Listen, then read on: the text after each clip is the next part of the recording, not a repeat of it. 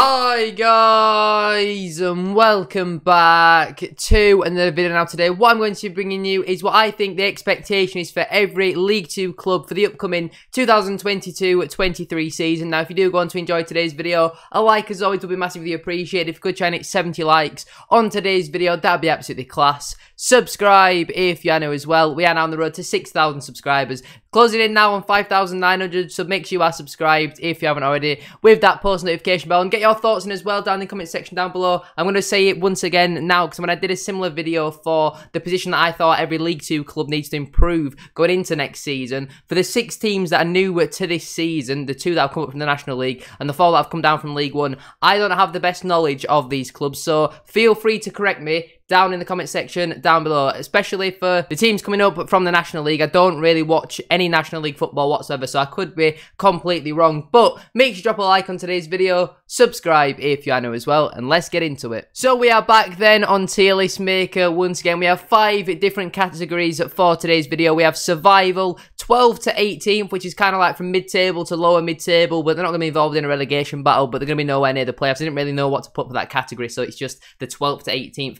That's sort of position in the table. Top half, playoffs, and automatic promotion. Now, obviously, only 3 teams can be automatically promoted, but there could be more than 3 teams that their expectation is to get automatic promotion this season. So don't think this is my table predictions or anything like that. This is just what I think that the expectation probably is for every League 2 club in the upcoming campaign. Now, obviously, it's the 4th of July at the time of recording. Transfer business is still, flowing. There's still lots more to be done. It's still nearly got, well, there's about 7 weeks left of the transfer window. Plenty of transfers could make these decisions change in that time, but it's at the time of recording what I think will happen. We could maybe review this in a couple months' time as well, but we are going to be starting out then with Colchester United. I feel like the badges are in a very random order, so some of them are a little bit bigger as well than other ones, so some of them have been slightly cut off, like your Wimbledon and your Gillinghams. But starting out with Colchester United, they obviously had a pretty poor season by their standards last year. Freddie Sears as well, year old, was a big part of their success, if you want to call it that, last season. Without him, they could have been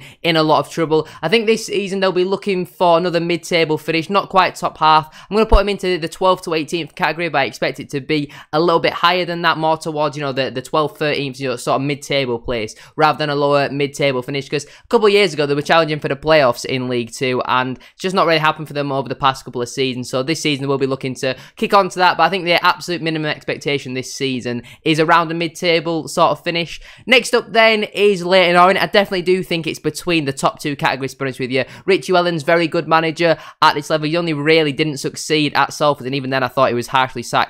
To be honest with you, did a fantastic job at Swindon. Got some very good players, signing Theo Archibald back on a permanent basis. Harry Smith, goal scorer at this level. They've got some very good players. Getting, I think it was £300,000 for Kiprianu. Very good piece of business from them there, so I will be interested to see how they do go on and spend that. I'm going to say the minimum expectation for Leyton Orient this season is the playoffs. We all thought they'd be up there in the season just gone by, but it didn't happen for them under Kenny Jackett. He eventually got the sack, and when Richie Wellens came in, the performances definitely seemed to improve. Now he's got a full transfer window, and they're going to be able to bring in his own players. I definitely do think the minimum expectation this season for Leyton Orient is the playoffs. Next up then is Mansfield Town. I think anything other than automatic promotion this season for Mansfield will be considered as a failure. Started out last season absolutely horrendously, but once they got all their players back from injury and back fit, they were probably the best team in the league, in my opinion. In both games Bradford played against them, I thought they were comfortably the best team in the league up there with Port Vale. They're absolutely fantastic, especially in that game where they came to Valley Parade. They dominated us from minute 1 to 90. That was Mike Hughes' first game in charge, but Nigel Clough, very good manager at this level. I expect Mansfield to be at least in that top 3 next season. They've got a very big budget as well for this level, got some very good quality players. Quite an old squad, to be honest with you, but if it gets them promoted at the end of the day, it doesn't really matter all too much. But I think the absolute minimum expectation next season, this season, whatever you want to call it, we'll say this season now, as it is, July, pre-season has officially started. I think Mansfield will be looking for automatic promotion. Something very similar can be said about Northampton Town. I think they will be looking to go one better this season and, achieve automatic promotion. They were pretty much in the automatics throughout the whole season. Missed out on the final day. I'm sure Cobblers fans don't probably want to speak about it for much longer, but I feel like losing Liam Roberts and Fraser Horsfall, they're 2 massive losses for the Cobblers. At the time of recording, I don't think it's been announced what's happening happened with John Guthrie. I might have missed that. Let me know down in the comment section down below if I have. That is 2, potentially 3, because like I said, I don't know what's happened with Guthrie. Very big losses for the Cobblers, and they do need to replace them. They have made some good signings though. Danny Hilton, I think he's a decent player at this level. They've also brought in Lee Burge from Sunderland as well. Very good goalkeeper for this level. So I think the Cobblers will be looking for top 3 this season, and I think potentially they definitely can do it. Not overly convinced yet on John Brady, but I definitely do think they'll be challenging for automatic promotion. Next up then is Swindon Town. Now Swindon are obviously a very weird one. They appointed last season's assistant manager as their new first manager. They're losing a lot of players to Charlton. I think Egbo, Wallacott already gone there. Jack Payne's been heavily linked there, and he's still yet to sign a new contract. Can Harry McCurdy have a repeat of the season just gone by as well? I think the absolute minimum expectation at this time of recording is top half for Swindon. Now, that could obviously change if they keep Jack Payne, get another couple of decent additions in, and I definitely do think they'll be looking for the playoffs. But at the time of recording, on the 4th of July, I think their absolute minimum is a top half finish, pushing on into the playoffs. But if they just miss out, don't think it'd be the end of the world if the season was to start tomorrow. Like I said, though, if the transfer window goes in Swindon's way, they keep hold of Payne, get some more quality players in, because I don't really see the goals in their team at the moment. I think they definitely do need a number 9, a goal-scoring striker to combat someone with a Harry McCurdy, because if he has a bit of a rough patch McCurdy, then Swindon will struggle to score goals, to be honest with you. But I think the absolute minimum next season for Swindon is top half. Walsall's definitely an interesting one there. Fans seem to think they're going to absolutely walk the league this season. Not for me personally. I think they've made some okay signings, but they've also made some poor signings as well, who they're getting completely overexcited about. Now, I know they weren't the biggest fan of Emmanuel Osadibe, who's joined my team, Bradford City, but from watching him in training and a 45-minute pre-season friendly, granted against a team 2 leagues lower than us, but he looked very good. So it'll be very interesting to see what happens with Walsall. It could go one of 2 ways. I definitely think they'll either be up there or they'll really struggle next season. I can't see them being in the mid-table. I think the expectation of Walsall probably is the playoffs. I don't think they'll make the playoffs. I think they'll probably be around that top half sort of place, similar to Swindon, but because they've got so much more business done than Swindon at the time of recording, that's why I think their expectations are probably, at the time of recording, a little bit higher. Like I said, though, we will revisit this video later on down the line, and we'll see what the comparisons are as well, because I do want to do another video which is having a look at what the current now favourites for promotion and relegation from League 2 are. We did that video about a month ago, so we'll do that maybe later this week. I'm not really too sure, and see what's changed, who's now up there, who's now down there. So make sure you keep your post notification bell on for that. We'll leave AFC Wimbledon until the end. We'll leave the 6 new clubs in the league until the end, just because I simply don't know enough about them to make a decision right now. I need to have a little bit of a think about it, so I'll put them right until the end. Barrow is certainly an interesting one. They've brought in Pete Wild, brought in a few players from Halifax. I think the absolute minimum for Barrow next season will be survival. I think they will definitely be looking to push on into that lower part of the mid-table, because they have been in a relegation battle for a couple seasons now and just about scraped out it by the skin of their teeth. I definitely do think that there has been some very poor teams at this level. Like last season, it was very obvious who was going to get relegated. It was always going to be Scunthorpe and Oldham, or Barrow were probably going to be the other team. This season, I think Barrow definitely could struggle if they don't get off to a very good start. I do rate Pete Wild as a manager. Billy Waters, hasn't had the greatest experience in the EFL, but he did very well for Halifax, so it will be interesting to see how he does get on. I think the absolute minimum expectation, though, next season for Barrow is just simply to avoid relegation. Next up, then, is my team, Bradford City, and if it doesn't happen this season, I simply don't think it ever will. If Mark Hughes can't get us promoted automatically, I genuinely don't think it ever will happen. Now, if we got the playoffs, it wouldn't be the end of the world as long as we win them. We simply have to get out of this league this season. We cannot be playing League 2 football in 23/24. We have to be in League 1. If we don't get promoted this season, again, it would be another absolute failure. This is our 4th consecutive season now at this level. We simply shouldn't be at this level, but we've failed on and off the pitch for the past 3 seasons of the absolute minimum, not including the relegation season and all that sort of stuff. It simply has to be automatic promotion this season. Potentially even has to be the title, because with Mark Hughes as your manager, the squad that we've not just got quality and then a bit of depth. Like last season, it was very obvious who was your first choice, let's say left winger, and your backup left winger. This season, pretty much every player in our squad could be a starter. We've got so much quality in depth. It's, I'm very much so looking forward to the season upcoming, but the absolute minimum expectation for us next season has to be automatic promotion. Next up then is Carlisle United. I'm going to put them in the same category as Colchester United. I think, obviously, they've definitely not got the biggest budget in the league. I think they've got some good players in their squad. I think Jordan Gibson has glimpses of quality. Amari Patrick will definitely get Carlisle 8 to 12 goals next season, but I just don't think at the time of recording they've got enough in their team to push on into that top half and being in with a shout of the playoffs. I definitely do think in the 12th to 18th bracket, they'll definitely be on the higher spectrum of that, similar to Colchester. I definitely do think they'll be around 12th to 14th between them at the time of recording, obviously, but I think Carlisle just don't simply have enough now to be in that top half category. Definitely don't think they'll be in a relegation battle though this season, like what that were, you know, for moments and periods last season when they were,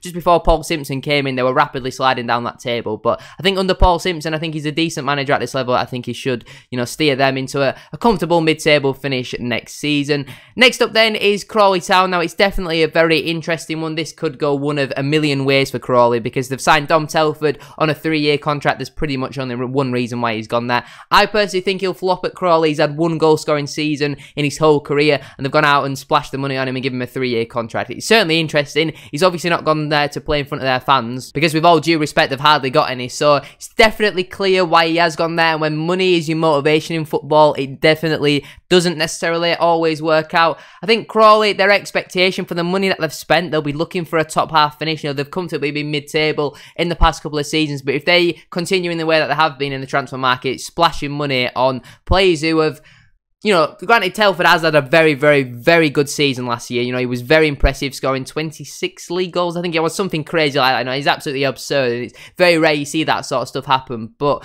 Courtney Baker-Richards was a massive factor, or Richardson, something like that, was a massive factor to Telford scoring his goals. Now, don't get me wrong, obviously he still needs to put the ball into the back of the net, but if he doesn't have a strike partner, he's definitely, clearly not tall enough or got the physicality to play in a one-striker formation. Kevin Betsy as well, their manager, interesting appointment, definitely unproven at this level, but he seems like he's going to get Crawley going this season. Certainly an interesting one, and I will be very interested to see what does happen with Crawley. Like what I said about all the new clubs at this level, we'll leave them until the end, so we'll move all these down. Harrogate Town is certainly an interesting one. I think they've made some good, you know, signings at this level. Joe Mattock, I think, is a very good signing for Harrogate. Matty Daly, certainly an interesting one. Simply didn't work out. My team, Bradford City, was awful when he played for us. You know, he scored a nice goal in his debut, but apart from that, genuinely did nothing. I think the absolute minimum next season for Harrogate will be survival. They always seem to start off very well, but because they've got such a small squad, and a lack of quality, they always seem to slide down the table. I think they will be looking for around a mid-table sort of finish. I think they'll be looking for to finish into this category, but I think the absolute minimum is just simply to survive, because if they carry on their form that they ended last season with into this season, which could definitely happen because they've still got a massive core of their squad still together, I definitely do think they could struggle this season, but I think their absolute minimum expectation for Harrogate next season is simply just to survive. Next up then is Hartlepool United. Now, Hartlepool are definitely an interesting one. Will they be looking for a 12th to 18th place finish? Will they be looking for top half? I definitely think if they want to build on last season, obviously, first season back in the AFL, they had a very good season last year. Losing Luke Molyneux, I think his name, Mr. Doncaster, I think that's a massive loss for Hartlepool. Losing Timmy Odusina as well, Odusina. I think I've said it right. Timmy Odusina. I'm pretty sure I've got that right. To my team, Bradford City, again, another big loss for them. I think they'll be looking for around a mid-table sort of place finish for this season. If they can definitely bring in some replacements for some of their better players that they have lost, they definitely could push on into that top half. But for now, I think they'll just be looking for another season of mid-table. Newport County is always an interesting one for me because I never look at Newport. I think they've got a massive quality squad. They definitely just always seem to work well, and they're always in and around it. I think they'll be looking for another top half finish, potentially pushing on into the playoffs, but as of right now, I can't see them quite getting into that playoff spots. I think that obviously they need a Telford replacement, that's very obvious. Signing Omar Bogle from Hartlepool, that's another loss for Hartlepool. I think it's an interesting signing. The fact they've paid money for him is certainly interesting. I definitely do think he's not got the desire and commitment, if you get what I mean. You know, Hartlepool fans have said many times that clearly he's an attitude problem there, and he is very lazy. So certainly one to think about for Newport fans. I definitely do think they'll be looking for around a 10th place finish, something like that, potentially pushing on into the playoffs. But I think they still need a Telford replacement. You know, that Omar Bogle is not going to get you 25 goals. That fact, I will put my house on that. He's not going to do that. So they need another striker in there, the absolute minimum. Potentially strengthen in some of their defensive areas as well, but absolute minimum next season for Newport has to be a top half finish. Rochdale's certainly an interesting one, because since they've been relegated, I think their expectation is always to get back into that promotion spots, but it never really seems to happen. Robbie Stockdale, not for me personally. Don't think he's a good manager whatsoever, and I think their expectations are, I'll put them in top half, but I think if you're a Rochdale fan, that you've had so many seasons now of mediocrity and just decline, you probably want to be looking into a playoff spot. I don't think it'll happen though. I think the absolute minimum is a top half finish. If that doesn't happen, I definitely could see Robbie Stockdale getting the chop. I mean, if you look at that top half, the fact that Swindon are in the same category as Crawley is just absolutely mind-blowing to me, but because it's the 4th of July, I feel like this is probably what the expectations are of your club's fans. If you disagree, feel free to let me know down in the comment section down below. That is simply what the comment section is for. Let me know if you do disagree. Next up then is Salford City. I think the absolute minimum this season for Salford will be the playoffs. I definitely do think, I think their expectation has to be automatic promotion with the quality in their squad. Matt Smith, very good goal scorer at this level. Scored goals for fun at the Championship level. Now he's come to League 2. I definitely think he'll definitely get 20 goals next season. So Salford, I definitely do think their absolute minimum is automatic promotion. Because we've now got 4 teams who'll be looking to get automatic promotion, it does mean one of them will obviously miss out and fail to do so. So potentially Salford, if I was to pick out of them 4 who's going to get you top 3, I'd say Mansfield, Northampton and Bradford. Obviously we've still got some other teams in there who might be looking for automatic promotion, but I think as an absolute minimum next season, it has to be automatic promotion for Salford. I know we've said this for pretty much every season that they have been in League 2, but it's just not worked out for them so far, has it? I think there'll be more in this category in terms of reality at this time. I don't think their manager is good whatsoever. Next up then is Stevenage. Now I really do rate Steve Evans as a manager. I think their recruitment has been very good. I think Steve Evans could get something out of this squad. I think the absolute minimum for next season, I mean the minimum is probably survival, to be honest with you. But I think with the expectation that's probably on Steve Evans' shoulders, I think they'll be looking for around a mid-table sort of finish. I think the absolute minimum is probably survival. Just make sure they're not involved in a relegation scrap. But I think they'll be more than comfortable with that going into next season. And I think Steve Evans will do more than a good enough job to be able to keep them up. Like I said, we'll leave Stockport until the end. Sutton United is definitely a very interesting one because they had such a good first season in the EFL. I think they finished 8th in the end, just missing out on the playoffs. I genuinely don't know what their expectation is. They might be looking at second season syndrome. I'm potentially thinking survival, losing David Ajaboye, something like that to not to Rotherham, to Peterborough. I think that's a massive loss for them. I think the absolute minimum they'll be looking for is probably a 12th to 18th place finish. Definitely do think they'll be looking for around the mid-table sort of finish, potentially pushing on into the top half if they don't replace the winger who's gone to Peterborough. I think that, they really could struggle next season, but I think the absolute minimum is probably, because they've had such a good first season, it's hard to say. I think their absolute minimum expectation probably is just to stay up again, but I think more than likely after such a good first season, their fans will be definitely looking for at least a mid-table finish. And the final team who were in this league last season is Tranmere Rovers. I think they'll be looking for automatic promotion. Very good squad, decent manager. I think their recruitment so far has been okay. Definitely do think they need to improve in a couple more key areas, but again, I think Tranmere should be a team looking for automatic promotion going into next season. And now we have the 6 new clubs to the level. The 4 that were relegated in AFC Wimbledon, Crewe Alexandra, Doncaster Rovers and Gillingham, and the 2 that were promoted in Grimsby and Stockport. I think the easiest one for me is probably Grimsby. They'll just be looking for a little bit of mid-table solidarity. They've got some very good players. John McAtee is definitely sought after and highly rated at this level. I definitely do think he's got, a big season coming up for him. I think Grimsby will just be looking for a mid-table finish, not to be involved in any sort of a relegation battle, and I definitely don't think they'll be involved in the relegation battle whatsoever. Stockport County fans probably looking for at least the playoffs going in to next season. I actually couldn't find a PNG badge for Stockport County, which was certainly interesting, but I definitely do think a lot of people, are expecting them to walk the league and win it with, 30 points. I don't see that personally. I think there will be probably top half. I don't think they'll make my top 7 as of right now. I think they've got a good squad, and I do like Stockport. But if you're a Stockport fan, your first season back in the EFL, what are your thoughts? Do you think you'll be looking for the playoffs, just a season of surviving? Do you want the top half, or do you want to be winning the league? There's definitely a lot of options for Stockport. Could go one of a million ways, but I definitely do think they'll be up there competing. This league's not exactly the hardest, is it? It's quite easy to get out of this league. It's hard for me to say as a Bradford fan as we spend our 4th consecutive season at this level, but the quality between League 2 and the National League, there's not too much difference in that whatsoever, apart from maybe the fitness levels when you're playing against some of the part-time teams in the National League. That's probably the only real difference, to be honest with you, because there is some very good quality sides at this level. And Stockport won the league in the National League. Only one team gets automatically promoted, and you've got to win the title to do so. So you've got to give them credit for that. I think their expectation next season will be the playoffs. Moving on then to the 4 teams that were relegated last season, starting out with Doncaster Rovers. I think they'll be looking for the playoffs this season, sorry. They'll be looking to bounce back at the first time of asking. Definitely do think the playoffs is achievable. They've made some interesting signings, to say the least. Giving George Miller a 3-year contract after he's not really done much throughout his whole career is certainly interesting. It's written in the stars for him to score against my team, Bradford, on the opening day of the season. But definitely do think Doncaster fans will be looking for a top 7 finish. Very similar things could be said about Gillingham. I think they'll be looking for the playoffs as well. They'll be looking to bounce back at the first time of asking and hopefully get back up into League One. They've definitely made some interesting signings so far. I know they've obviously not got the biggest squad. They'll be definitely looking to add to some of their squad in, definitely in key areas as well, because they haven't got the biggest squad at the time of recording whatsoever. So it's a good job for them. They've still got about 3-4 weeks left before the first game of the season, about 3.5 weeks left before the first game of the season. So I think Gillingham fans will be looking for the playoffs this season. Gillingham fans, let me know your thoughts down in the comment section down below.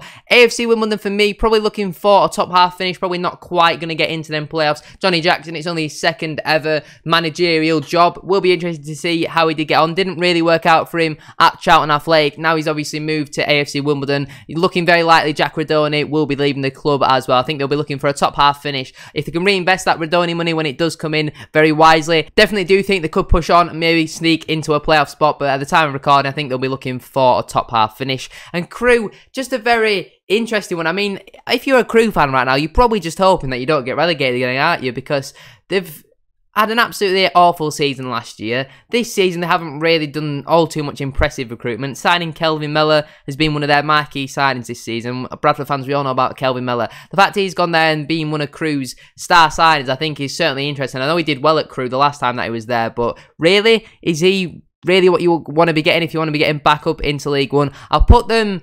Yeah, I'm going to keep them in survival because genuinely, the season last year was so poor that...